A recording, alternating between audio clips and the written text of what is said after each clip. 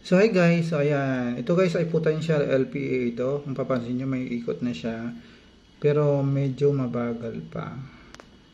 So titingnan natin after 3 days ito, i-click natin. Ito ay 5 AM kanina.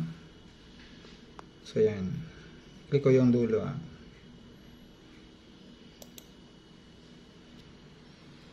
So yan, ito na siya guys. Pansin nyo guys, so nasa area na siya ng Cagayan at malakas na yung ikot niya. So ito ay potential ito na magiging bagyo or tinatawag nilang tropical depression, pero possible ito mga ano na siguro ito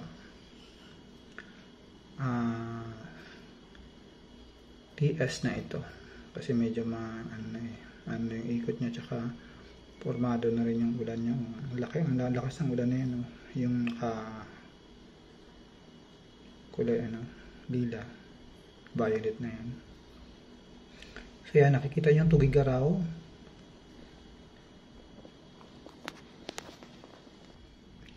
Yung Kasiguran Aurora.